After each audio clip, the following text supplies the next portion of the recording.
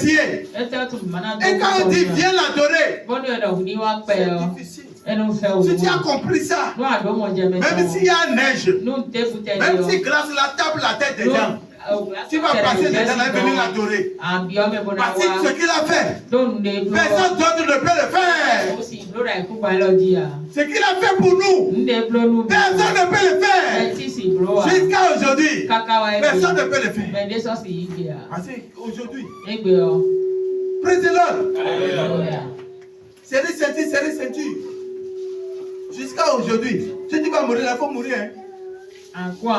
Mais Jésus-Christ, la nuit là, il ne t'a pas dit de serrer ceinture.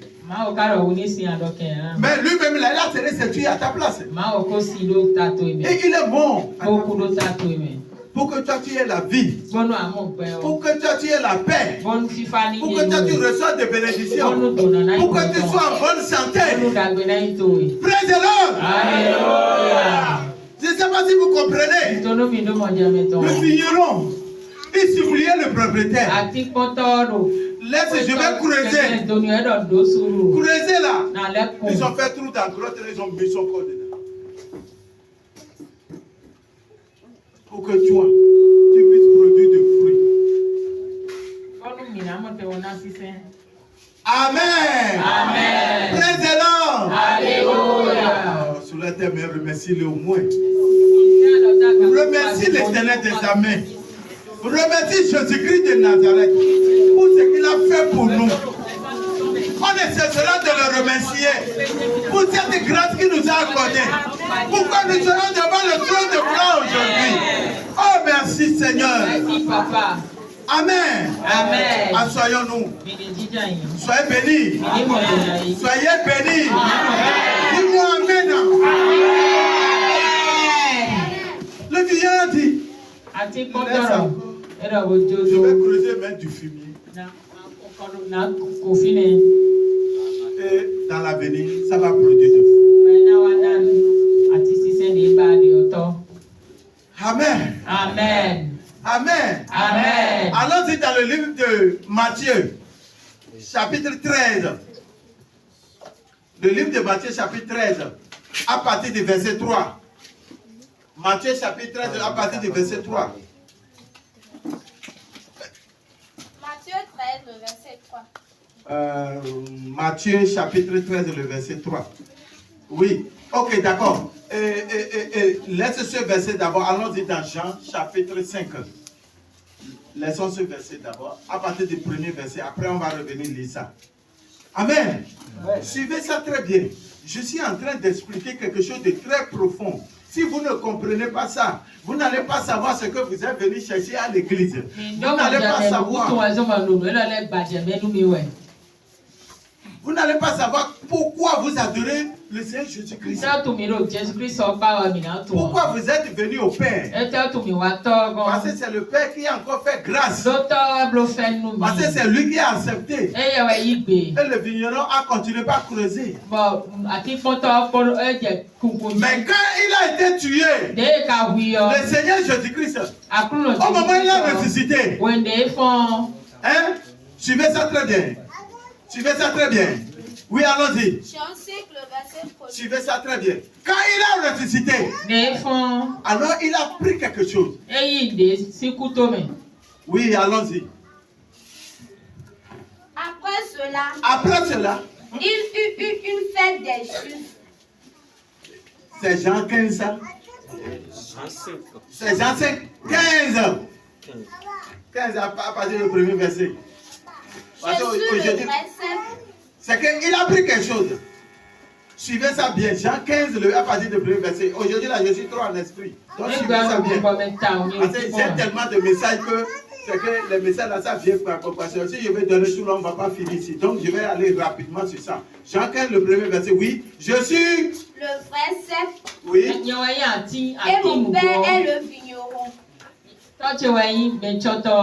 Suivez ça très bien. Tout ça Non, attends. Suivez ça très bien. De l'autre côté, le propriétaire, c'était qui? C'était le Père. Le vigneron, c'est qui? C'est Jésus-Christ. Alors, quand Jésus-Christ a donné sa vie, c'est que pour nous, quand il a ressuscité, alors il est devenu quoi? Suivez bien, non. Il est devenu quelque chose. Vous ne comprenez pas? Oui? Hein? Je suis le vrai. Vous connaissez ce qu'on appelle sept? Jésus-Christ quitte l'étape de vigneron et il devient le trône de l'arbre.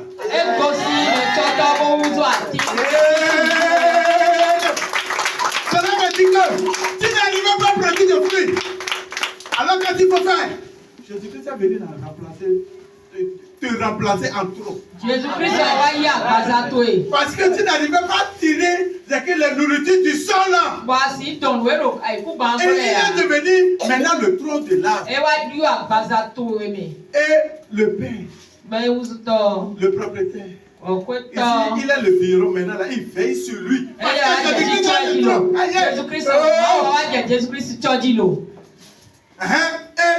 Tout ça qui est en moi. Et le père est le vigneron. Et mon père est le vigneron. Verset 2. Tout ça qui est en moi et qui ne porte pas de fruits, il le retranche. Et tout ça qui porte du fruit, il les monte.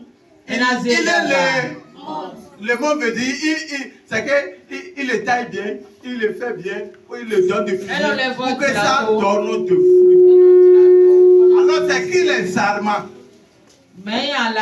Si vous avez compris ce que je viens de dire, c'est qu'il est sarment.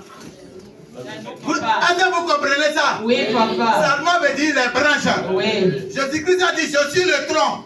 Maintenant là, avant vous étiez là complet, vous n'arrivez pas à donner de fruits. Maintenant il est mort. Il est ressuscité.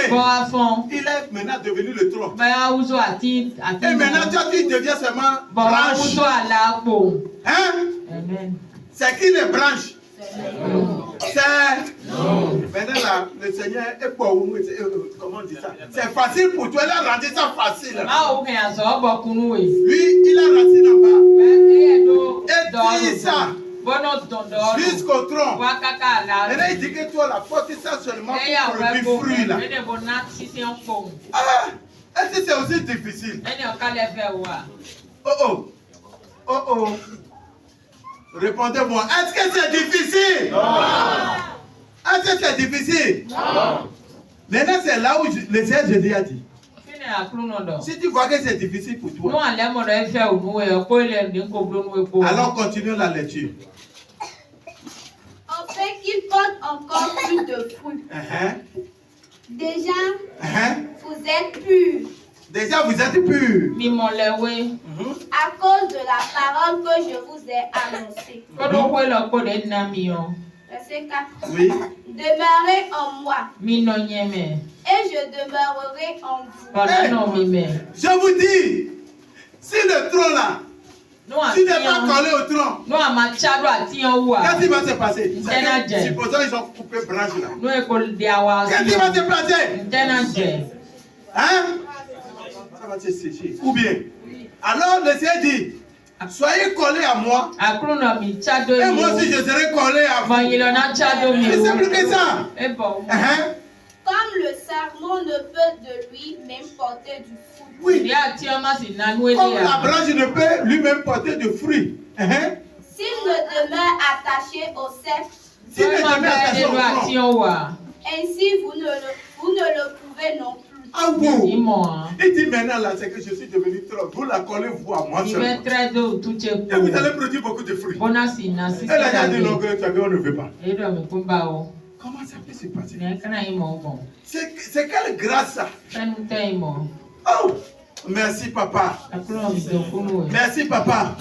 Parce que quoi? Le Seigneur a accepté de devenir le trône de l'arbre. Alors le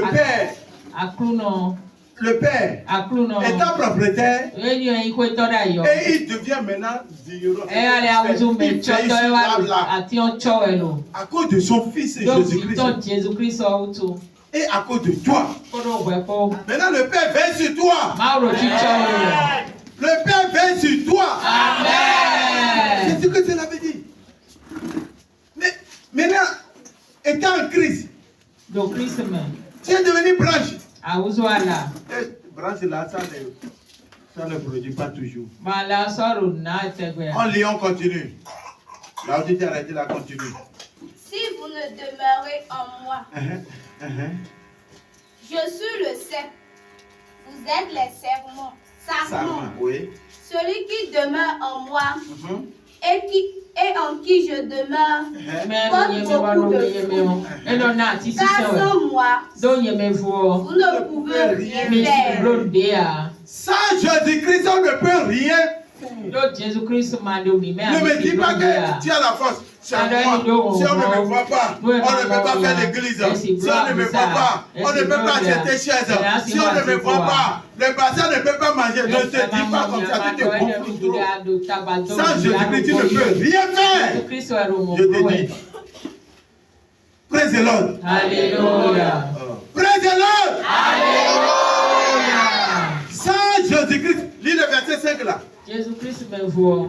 Car sans moi, vous ne pouvez rien faire.